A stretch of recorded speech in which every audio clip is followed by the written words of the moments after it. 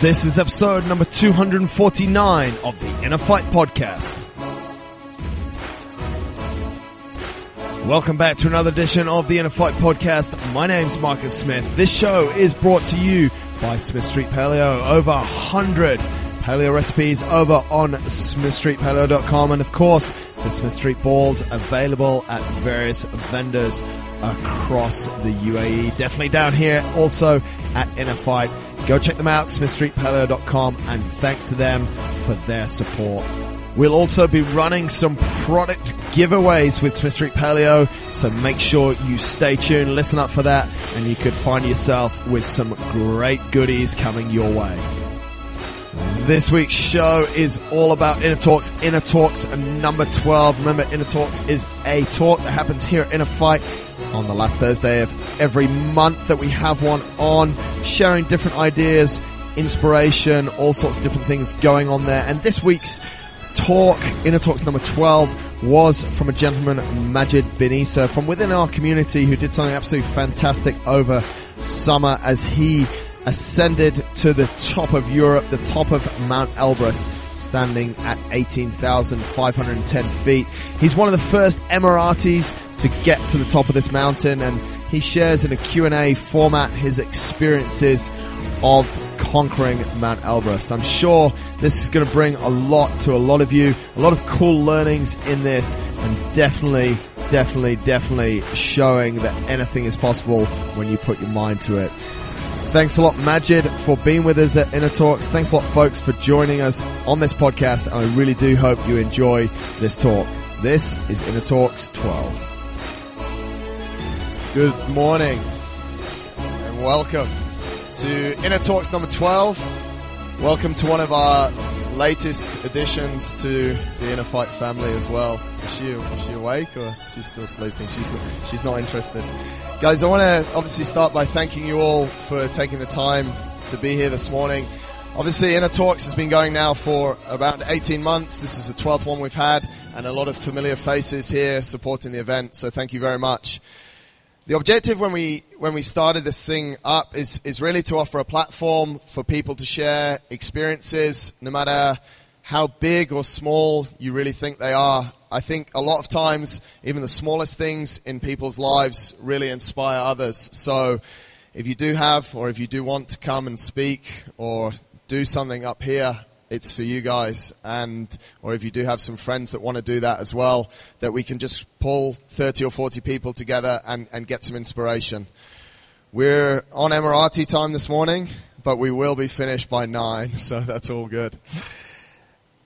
Talking about community, obviously Majid comes from within our community. We've been friends for a few years, and when I saw what he was going to do over this summer, I was like, that's really quite cool. And on a mountain that is not really very celebrated, despite Mount Elbrus being the highest peak in Europe. It's 18,500 feet, which is obviously half of what you fly in an airplane. Because it's the highest mountain in Europe, it's one of the 7 summits. So if you want to get the accolade of summiting the 7 highest peaks of the world, you have to get through this one. And it obviously brings a lot of different challenges. So to have Majid here today to speak about his experiences, I think is going to be really awesome. So Majid, let's have a chat. Give him a round of applause.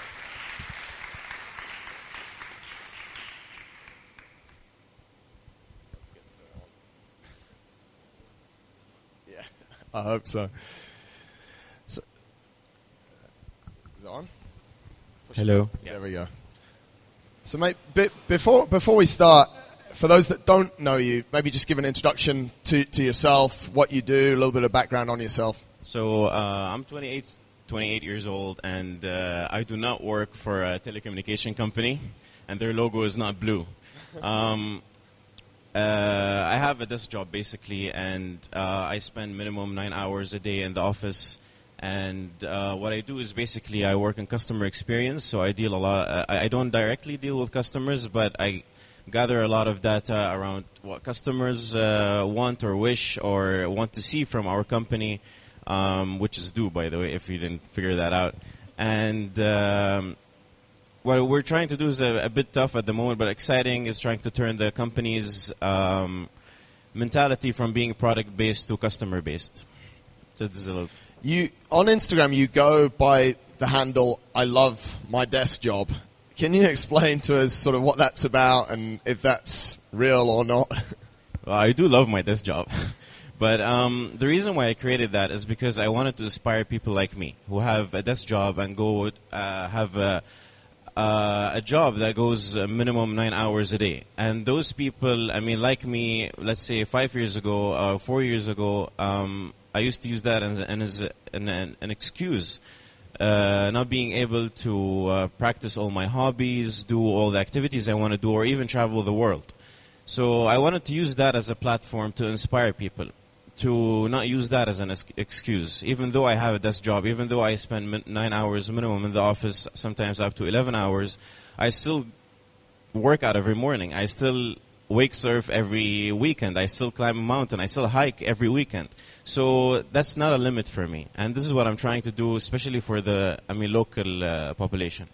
So was climbing Mount Elbrus sort of part of that motivation to do that? How did the whole idea come around? Talk us through that a little bit. You mean the mountain? Yeah. Yeah, so the whole idea came by one of my friends. He couldn't make it today because, unfortunately, he had to travel because of his desk job. He messaged me around March, I remember, and he's like, it was very casual, and he's like, yo, a couple of guys are planning to climb Mount Elbrus, and it's apparently one of the summits. This is what he said, apparently one of the summits. And are you in for it? And I thought that, yeah, why not, you know? I didn't even know what Mount Elbrus was back then, in March. It was like a couple of months back. So I was like, yeah, I'm in. A couple of days after that, I didn't even think twice. A couple of days after that, the organizer emailed me from Mountain Madness, and basically he sent me all the applications and stuff. And that's when I started doing my research on Mount Elbrus, and I thought, okay, this is serious. Was that a bit late when you'd already committed, or? No, it wasn't. It wasn't late, but I mean, I started reading and doing more research about Mount Elbrus, how high it is. It's one of the 7 summits, and it's basically a deadly mountain. And when you read that, you're like, do I really want to do that? What was your thought when you started to research? Obviously, you've signed up and you get that, and it's listed as a deadly mountain, one of the 7 summits. What's going through your mind? Is that the right decision, or were you spurred on by that? I'd say I was getting more excited about it. That okay, I am doing something, but the other half was like, do you really want to do this? Do you really want to go all the way? Like, I have no background in mountaineering whatsoever. Right. So you'd never done anything like this before? No. I mean, anything. I mean, if anything, it's not even similar. I've been up to 2,000 meters, maybe hiking. That's it. Right. And not that cold weather and snow. I mean, whenever I'm there and it's snowing, we're skiing. That's it. It's never hiking or climbing a mountain. So once you've done the research and you figured out that this is a pretty serious mountain, what was the process like? Because you had a very short period of time before you were due to leave. Talk us through a little bit of the process and maybe the training as well. I think people would be super interested in that. First, I have to say there's a lot of shopping that goes to climbing a mountain. I mean, a lot of shopping, a lot of planning, finding stuff, ordering stuff online. That took a couple of months.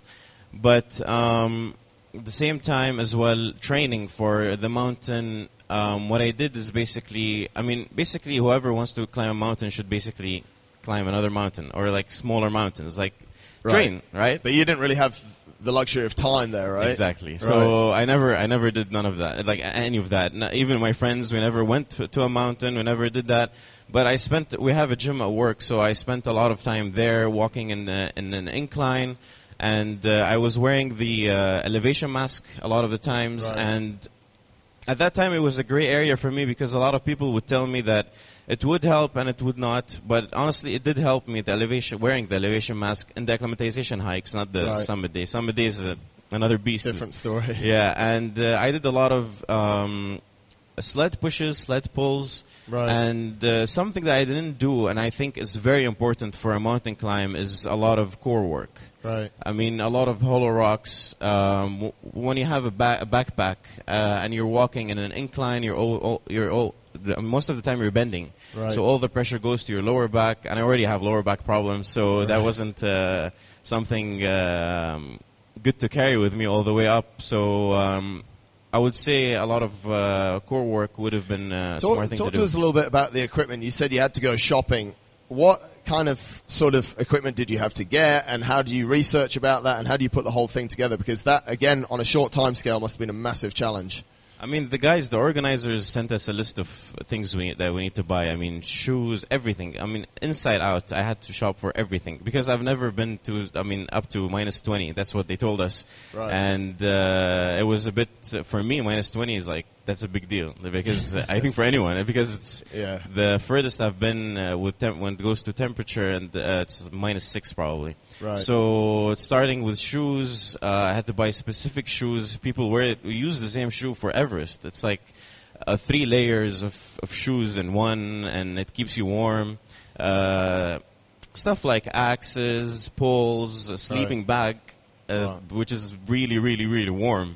It goes up to it can keep you warm to temperatures to -20, and you don't get everything here, so you have to order online. There's pressure of when am I gonna get it? It's gonna go to the U.S. and then someone has to send it back here, and it was a bit of a hassle getting everything. Yeah. What about testing all that equipment? Because, like you say, you're able to train in certain environments here and do a certain amount of gym work here, but there's not really any place to test it. Were you nervous about like buying all this new equipment, and then you're going to go on this mountain where there's going to be no sort of Deliveroo to bring you whatever else you needed or anything like that? How did all that go? I mean, when it comes to testing, I'd say the shoes. I had a problem with the shoes because the first pair of shoes that I ordered were a bit tight, and I had to send them back, and I think I had 3 weeks to the trip, or 4 weeks to the trip, and the shoes, basically you have to wear them at least 2 months before the climb to get used to the shoes. Right. So I had to send them back, but I got them back in 2 weeks, and I started wearing them in the gym at work, and everyone at work at the gym at work would like look at me and be, I'm wearing shorts, shoes up till here, and a mask, and I'm walking in an incline the whole time. So it was a bit weird, but I was lucky with time and the shoes and everything else. Easy. So you get there. You've got all this equipment that you've been wandering around Dubai and people looking at you funny.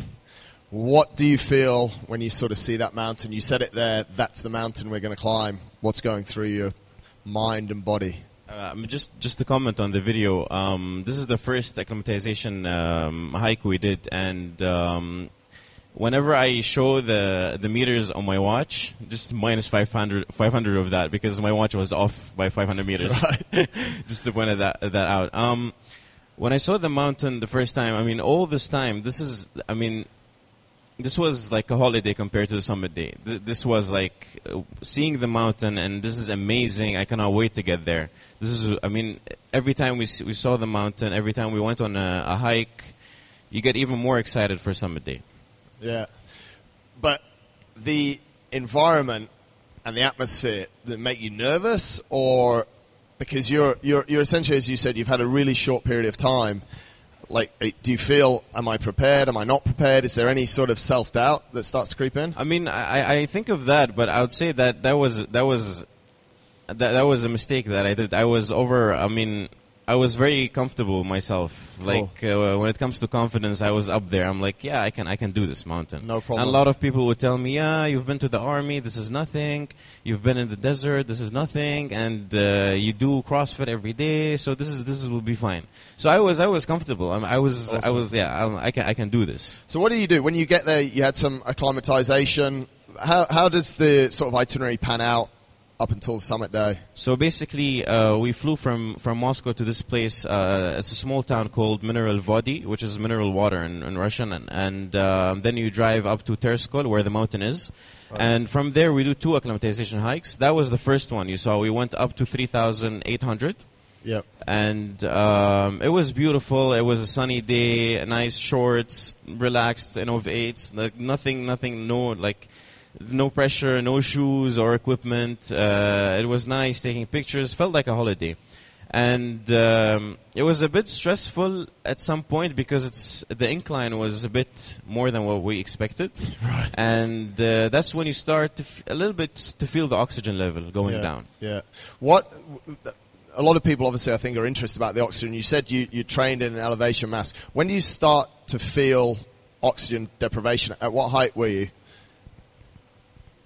I would say after 3,500 meters, that's when I started feeling the oxygen level. What does it feel like to not have as much oxygen? And I mean, at that level, it was totally fine. It was nothing to think about twice or just do. I mean, you just breathe. It's like, oh yeah, I can breathe normally, and you just continue. That's it. And it's when you do when you take a longer step, that's when you feel it. Right. But if you walk normally, that's fine. If you're pacing yourself really well, you're good.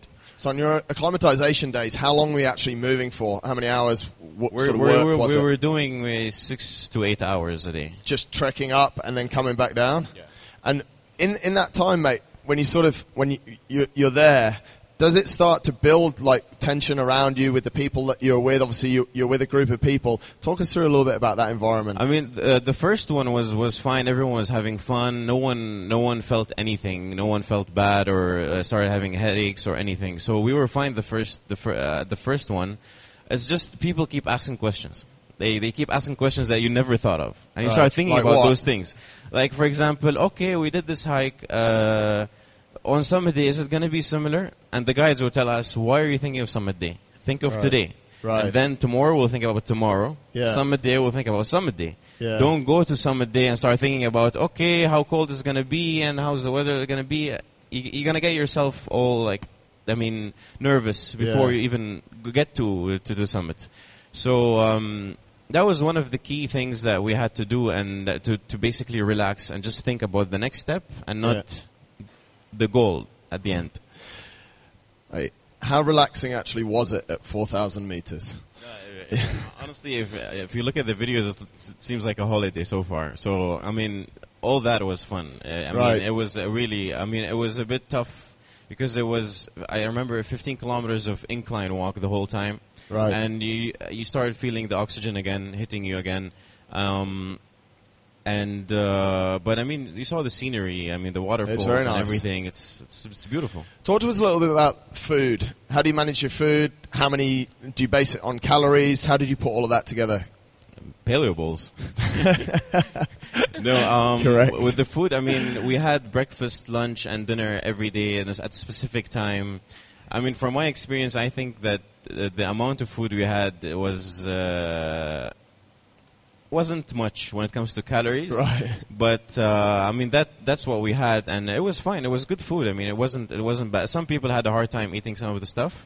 Did you find at altitude any issues with eating, with digestion? No, the only issue I had with altitude was sleeping. Right. Maximum I could get was 5 hours a day. I couldn't sleep more than that. Just unbroken sleep, or you just couldn't sleep? I couldn't sleep more than 5 hours a day, and that's only when we were at this. I mean, in Terskol. But when we went to the barrels for the summit, 3 hours was the maximum.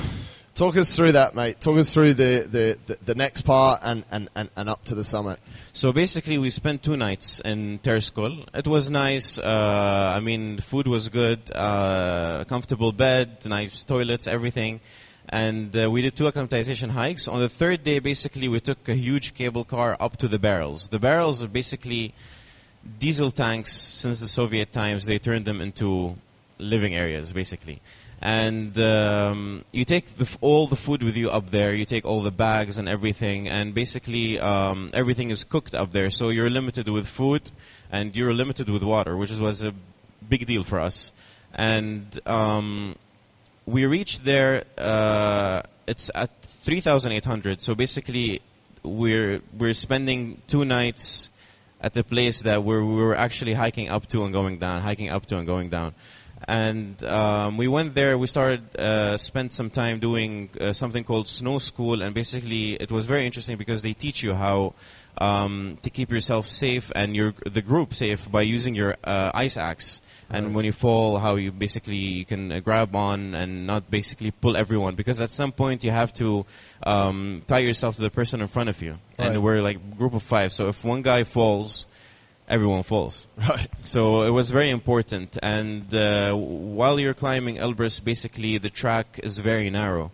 And what's on your right, basically, it's, I mean, if you fall on your right, you're going to be falling all the way down. And then it's all over. Yeah, if you survive, you're going to be fine. Someone will come and take you, probably. Right. Or you probably break a leg or something. And that's why it was very important to learn how to use the axe. After the axe, we had lunch, and after lunch, we had dinner, and after dinner, they told us about the acclimatization hike the next day. Right. And that's when I started feeling that I need to use the toilet.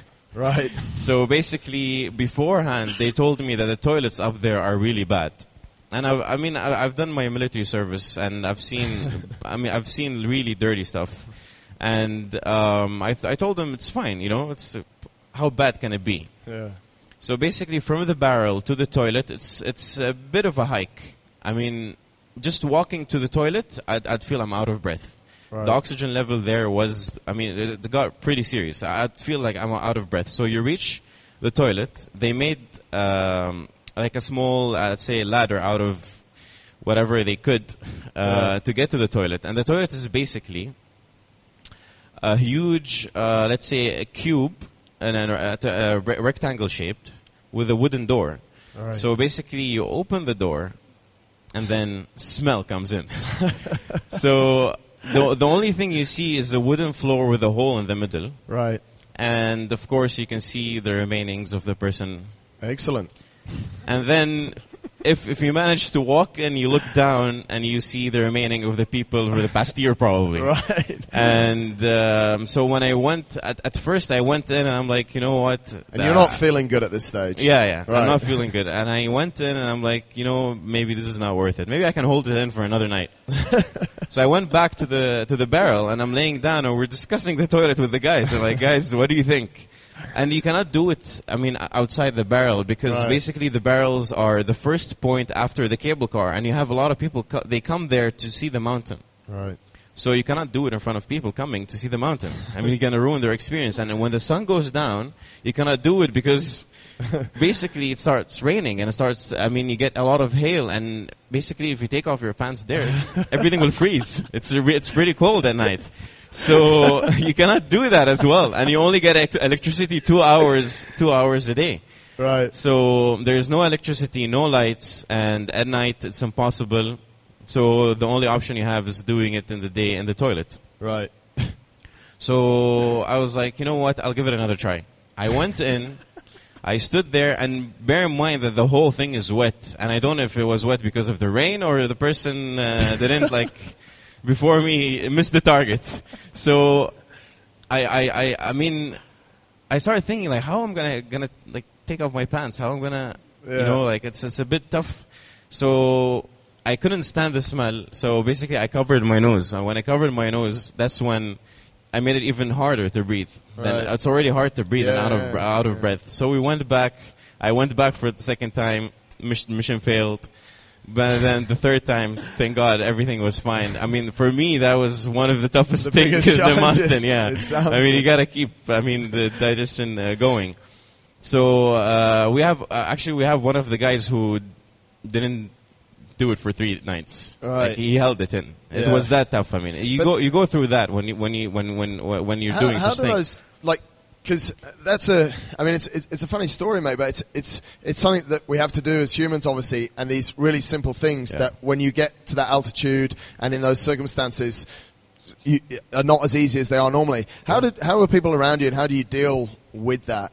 You have a lot of people complain. They say what is this? We're not comfortable. We can't do that. But the only thing you can do is leave those people away. You cannot get if those people get to your head, you're done. Right. And this is what happened with the last acclimatization hike. So after the toilet and sleeping at night, that night, by the way, I had a panic attack because I tried to sleep, and we're in a barrel, 6 guys in one barrel. Yeah. There's no oxygen. And in the barrel, they're all snoring and breathing in and out. So basically, they're taking in all the oxygen that we have in the barrel. Right. So I started having a hard time breathing. And that's when I panicked, and I had to leave the barrel. And I stood outside under the rain, and it was a bit dramatic. Under there, I'm like, what is this? Yeah. This is when it started to hit me that we are doing something serious here. Right. It's not a holiday anymore. It's not a nice hike and waterfalls anymore. Yeah. So I started thinking, what am I doing? What is this? I can't breathe. And, you start thinking of other things like, come on, I came all the way here. I can at least try to go back to sleep. Right. And I did manage 3 hours of sleep. Woke up in the morning, excited for the last acclimatization hike before summit day. And that's when we went up to 4,800. This is where things got really serious. Right. Because when we reached 4,500, I'd say 6 out of 13 couldn't continue. Wow. And this is 4,500. You're talking about we have 1,100 more to go to reach the summit. Right. 6 out of 13 couldn't continue. They start panicking. I mean, when you talk to them, and one of them was one of my closest friends, the guy who invited me to this. Right. So I would talk to him and tell him, "Are you okay? Come on, man. We came all the way here. We cannot give up now." He wouldn't answer me. He would just look down and be like, "Wow, I don't know what to say." What? So basically, those guys had to head back, and we reached 4,800. It was nice. I mean, fun. The clouds are on the same level as you, so you feel like you're. I mean, it's a nice feeling, and that's still not the summit. So we went all the way, and then we went back to the barrels. And when we reached there, I saw the same guy, my friend, and he was in his sleeping bag with his eyes closed, laying on his back. And I'm like, "Are you okay? And how do you feel?" And basically, he said, "I want to go home." Right. This was his answer. I just want to go back home. Right. And I told him, "Come on, man, you cannot do this." He did Kilimanjaro before, Right. 2 years ago. So I told him he did Kilimanjaro. This is almost the same. You have to continue. You came all the way here. So he wouldn't answer, and he would flip the other way and just go back to sleep. So basically, us guys in the same barrel, we had a talk, and basically we all decided that we won't let one guy let us all down. He cannot get in our heads. What we need to do is the 5 of us need to get in his head and get him up out of that sleeping bag and continue the next day. And we had lunch. We came back. He didn't eat. He was still, and I would say he was moaning in his sleep a lot. I mean, he had a hard time. He was going through a really hard time. And I got worried, and his wife was messaging me. And he's like, "What's wrong with him?" And after that, I'd say out of nowhere, he just got out of his sleeping bag. And he's like, "Guys, how was lunch?" And we told him lunch was lunch. He went, he ate, and he came back. As soon as he walked in, I'm making this up, he's like, "Who's ready for the summit?" Really? I'm like, "What did you do?" Apparently, he took a Brofen 600. Yeah. That was the solution to everything. That's a high dose. The 600 is a high dose, but I mean, up there you take whatever it takes. So he was fine after that, and then basically, at that point we had 10 hours to summit day. Right. Because the summit starts at 2 a.m. Right. So at that moment, we were all getting a bit nervous. You start packing your shoes. When I wake up, I have to wear this and then that and then get out. And it's not like you have a lot of space, but I mean, you start preparing for summit and summit day. I mean, before we go to sleep at 9 p.m. Sorry, they told us that so far the weather conditions are really, really, really. They seem like really bad. There is a big chance that we don't summit. We don't even try. Right. Because in the mountains, if it's raining, it means it's deadly. If you're walking with a pole and an axe, you're gonna hit by lightning like this. So they're like, "This is deadly. If we go out, 13 of us will be gone. So there's no way we go out." So that kept us. We started thinking like, I came all the way here, and you're gonna tell me I can't go out? Yeah. So we went to sleep, and they're like, "We're gonna wake you up at 2 a.m. to have breakfast, get ready at 3, and at 4, we go." We're like, okay. So we went to sleep at about 11 or 12. One of the guys woke up at 2:45, and that day when we woke up, we were all freezing. It was the coldest night out of them all. I mean, I'll tell you, when I slept in my sleeping bag, one of the nights, I had to come out of the sleeping bag because it was a bit warm, because the barrel is closed. But that night, it was freezing. And he woke up and he was like, guys, no one woke us up. They told us they're going to wake us up at 2. What happened? I look outside and it's raining and hail and lightning, nonstop. Right. So this is when it started hitting us that we're not gonna do it. So one of the guides walks and he's a really cool guy. He's 27, so our age, my age, not your age. So he walked in and he's like, guys, it looks really bad. We don't think we're going to summit, and there's no point of staying another night here because if the weather today is at this condition, tomorrow is going to get worse. So we'll give it another 20 minutes, and we'll see what happens. Right. In 15 minutes, and it was 3 a.m., he's like, guys, get your stuff, we're going. At that, when he came 20 minutes before, when he came in and he's like, guys, it doesn't seem like we're going to do it. We're going to go 20 minutes. Some of the guys with us, they're like, oh, thank God. We're going to go back home. At least we came all the way here and we can say that the weather, weather conditions. Yeah. But, to me, I was very excited. I would say I was very, very, very excited for Summit Day. But when he came and he told me that there's a chance of us not summiting, the excitement went all the way down. Of course, yeah. And then all of a sudden he comes and he says, "Yeah, let's go." It's kind of, it plays with your with your excitement, with your mentality and everything. So we got ready in an hour, and I had to use the toilet that morning as well. So I went through that as well. So basically we went down, and what they do is instead of walking from the barrels from 3,800 up to the point that we reached the day before, they take you in a a snowcat. Right. So you don't do the whole thing again and waste time because you have a window of 8 hours to do the summit and come back. So they took us up again to 4,800. That's when we started. And the starting point was, the incline was something. It wasn't what I expected. It was the incline was. It was more than what we all expected. And our guide was, I would say, he was going a little bit too fast for us. Right. So every step was. With every step, I'd say I started feeling the breathing. The altitude sickness started hitting me. Yeah, at that point, it started hitting me.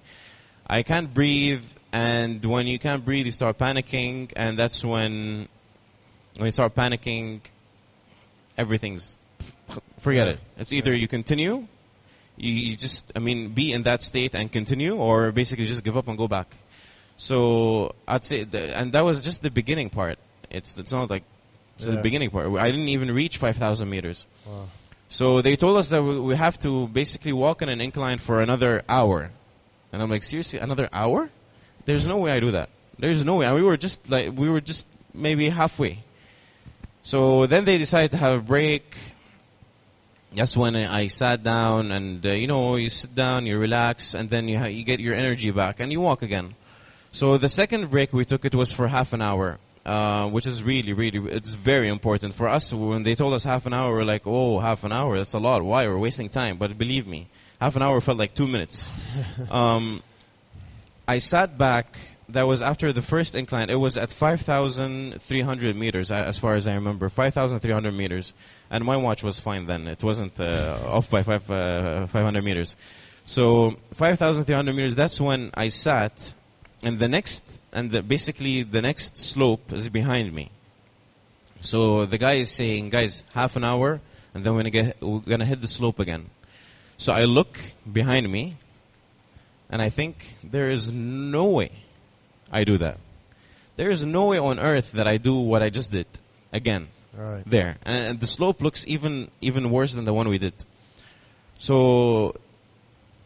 And that's when I was like, you know what? I'll drink water. Maybe I'll be fine. So I drank water. I put the water back. And my friend, I wanted to get snacks from my bag. And you're too lazy. You're out of breath. There's no energy. And you're just too lazy to get a snack from your bag. You're like, you know what? I won't eat. I don't need that. So one of the guys is like, yo, guys, who wants a Snicker? So he throws the Snickers at me. It's frozen. You break it like this. And you just try to chew on it as much as you can. And that's when I felt like I'm going to start throwing up. Really? And that's when I gave up, basically. I gave up. I'm like, maybe this is not me. Right. maybe I'm not meant to climb mountains at that altitude, you know? Yeah. I never had practice before. This is the first time, and if I start throwing up, it means there's no way I continue. I need to go back. It's because you're at the very dangerous level. Yeah. So mentally, I was defeated. I was never mentally defeated in my life at that stage. I mean, at that point, I was never in my life defeated that much. Right. And one of my friends, the guy who had an issue the day before, I went to him and I'm like, how do you feel? He's like, I cannot continue. So I tapped him on the back, and I don't know why I said that, because I couldn't say that to myself. I'm like, it's okay, bro. We just have 300 meters to go. And 300 meters means 4 hours. Right. So, sorry, 400 meters. So that means 4 hours. So then everyone starts standing up. There, you see people walking by one, and you start thinking, all those people are continuing. I cannot sit down here and do nothing about it. If those people reach, they're gonna be celebrating the day after. Yeah, and you're not. All of us together, and I'm not gonna be celebrating with them. Yeah. This is not. I mean, come on, I have to do it. So this is where I stood up and I'm like, you know what? Let's just continue. And we went on the second slope, and there's a mistake that I made, and this is a very important point for whoever wants to climb a mountain, even during workouts. If you don't pace yourself well, you're done. You're done for good, you're done. It's like you're jogging at a specific pace, and your heart rate is stable and everything's fine, and then suddenly you sprint. Yeah. What happens to you? Your heart rate elevates. You start breathing and sweating, and oh my God, I'm gonna die. So this is what happens to you when basically, if you're taking baby steps, you're fine. If you take a step that's this big, you're done. Just one step. That's how oxygen plays a huge deal in that. If you take a bigger step, just one step, it makes that big difference. And that's what I did. That was a mistake. So I took 10 steps, 30 seconds rest. 10 steps, 30 seconds rest. Wow. And that's a mistake, because every time you rest, you start thinking of, my back hurts. My legs hurt. What if I fall? I feel lightheaded. You think of all those things. Yeah. Where is the next step? I can't see the next step. So at that point, it was basically fighting myself mentally and trying to keep going on and on and on. And one of the things that pushed me is one of the guides said, guys, the summit is after this slope. And honestly, I mean, here on Earth, I'm an emotional person. Up there, you cannot control anything. And this is where I started feeling like tears coming down my eyes, and you start thinking, why am I crying? Like, why are tears coming out of my eyes? But you can't control it. There's nothing you can do. It's like everything around your head is like flying around. So we finished that slope. We reached there. We found out that she was lying to us, and the summit wasn't there. But I mean, it gave us the push we needed. That's the important part. It gave us the push we needed. And then we continued again to another slope, and that's when I saw the summit, and then emotions kick in again. Yeah. And from there, it was you can see the summit, and you'll see it in the third video. The summit is in front of you, but it's a long walk. Yeah. It's like, come on, just come here. You're like, well, why do I have to go there? You know. So you start walking, and when you reach the top, it's unbelievable. Congratulations. What was it like when you actually got to the top and the time that you had at the top? Yeah, like I said, I mean, the feeling is unbelievable. And to be honest, it didn't hit me. Any of us didn't. I mean, no one even realized what we did. Maybe when we came back to Dubai a week after that, that's when I realized what I actually did. Yeah. When you reach up there, you're like, yeah, I'm good. It's amazing and everything, but you have to think of the way down. Because it's another 2.5 hours going all the way down, and you're exhausted and done, and the going down is not any easier of going up. How does it change your perspective? Like you said something quite interesting there. A week after you got back, you started to realize what you'd done. Did you start to see things around you slightly different, or does it change your perspective on things a little when bit? I came back, I'd say 2 weeks after that, I met a couple of my friends, and one of them asked me, "Would you do something similar to that?" And that's when it hit me the first time that, yeah, I would. 2 weeks before that, after the summit, there is no way I would do something like this again. No way. The things I went through. I mean, the altitude sickness hit me really, really hard, and I don't want to experience that again. Right. But after that, I realized, and I'm like, you know what, it's worth it. And I think this is one of the things that I learned from this trip is that why do you want to do the summit? Why do you want to climb a mountain? Why do you want to win a competition? Why do you want to lose fat? Whatever it is. If the reason is good enough for you to realize and wake up every morning and train for it, or take your body to that limit to achieve it, then you'll do it. But for us, at the beginning, we're doing it for the fun of it, and that's not a good reason for you to climb a mountain at all. Right. Because you reach a point you think this is not fun anymore. Yeah. I'm doing it for the fun of it. It's not fun anymore. When you start thinking of people, who actually wished you luck, pushed you to this, sent you voice notes, pictures, whatever it is, family, friends, my fiance, my brothers, everything worrying about me. Yeah. All that. It's just, you think of those people and you're like, you know what? I cannot let those people down. Yeah. So I think you need to find a good reason for whatever you're trying to do in life. And that reason at the end, it's not the goal. The goal is to be 10% fat. The goal is to win this competition. No. A reason. Why do you want to achieve this goal? That for me, I realized that this is very important. Fantastic, mate. I don't know, we got about 5 or 10 minutes left. If people have some questions, I think Andre's got one to start off, and I'm sure Mohammed's got one as well. Or have you asked him all the questions at home? It works. It works. So first of all, great work with the mountain. Thank you. That's amazing. You said that you're inspired to do other things now. What would that be? What's the next step? Once you climb the roof of Europe, what's bigger?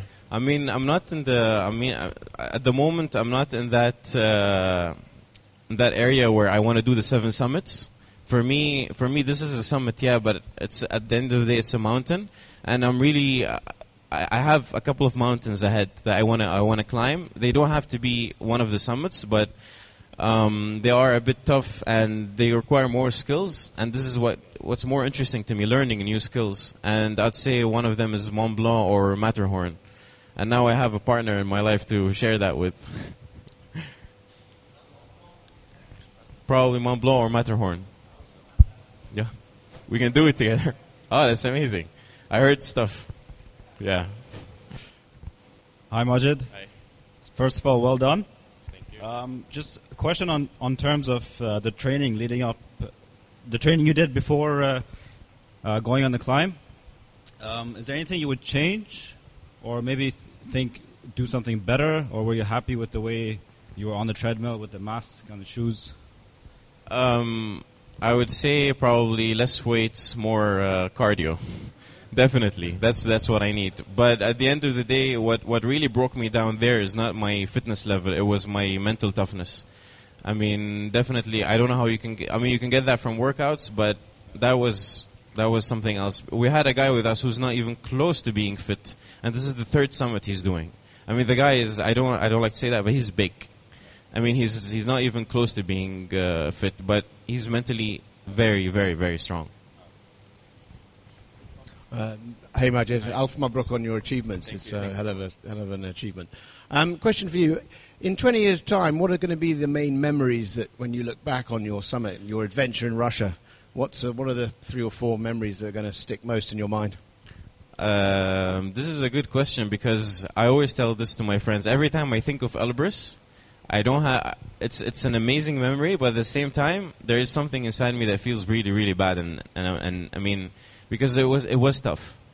It was tough on me. I mean, like for example, the military service. When I did the military service, it's a nice memory. I met a lot of people, but at the same time, there is something like inside emotionally that hits me, and yeah, it wasn't very good. So, Elbrus, of course, summit day. I would say that it's a memory I always have. And the acclimatization hikes were amazing, and I would say Moscow, honestly, it was amazing. As a city, it was amazing because we came back from the mountain. We didn't have good food. We spent 2 nights in Moscow, and we ate everything we could eat. So they were good memories. Yeah. Fantastic. Thank you. I have a question, a few questions actually. First of all, congrats, and it's good to see Emiratis doing this because we don't see, especially going from the heat to the cold. My first question is, you mentioned something about doing technical peaks, which is respect to that, not going just for the summits. Where are you going to get your training for technical perspective? From technical perspective, I didn't do any research so far, but I mean, what got me into this is a lot of research that I did, so you can find a lot of things online, I guess, YouTube, and you can find a lot of things, I guess. Okay, we have to connect on this. My second question is relating to the Emirati culture and the Emirati mountains and Omani mountains, because we all hike and around. They're known to be very hard mountains, knowing they're low on altitude, but they're hard mountains. And we've been witnessing a lot of rescue happening for the past 2 years. What are you going to do about this, and how are you going to create awareness on how tough the mountains in the Emirates are? One of the reasons why I created my Instagram account is to promote the mountains we have in the UAE and in the Middle East, because I met a lot of people who come from different parts of the world, and when I tell them that I'm going on a hike on the weekend, they basically tell me, seriously, you guys hike here? Because all they know is downtown or Marina area or whatever, Burj Khalifa, whatever it is. This is what Dubai is, This is what the UAE is trying to get there, and building all those skyscrapers and everything. But they forget that we do have mountains, we do have a desert. So I'm trying to promote that, but in the right way. It's not like drive your car up to Ras Al Khaimah, for example, and just climb a mountain. No, you cannot do that. Even when I go there, I create a small PDF folder, and I make sure that people get everything with them, and I just send it to my close friends and make sure that they don't invite other people, because I don't want to be responsible for others. Because some people come, they're like, yeah, we'll go hiking. It's like a walk in the park, and it's not. I mean, with all honesty, I've done a mountain beside Jabal Jais, I think, in Ras Al Khaimah, and I would say it was tougher than the second acclimatization hike we did here. It was very, very tough. I mean, if one of us just slipped at any point, you're done, because you're gonna fall all the way down. It's rocks. It's not snow. So it's not. I mean, I'm not trying to promote it in that way, but safety comes first, of course. Yeah. Thanks for that. Thank you so much. Any more questions? No. Majid, I want to thank you, and obviously thank everyone for being here. As Majid said, he did take a whole load of Smith Street Paleo balls with him. I didn't just pay him to do that. He took a load with him. And there's a load of samples over at the back that you guys are more than welcome to either take and leave or take and hang around and chat to us. But thank you everyone for being here, and thank you, Majid. That was awesome. Thank you so much. Thank you.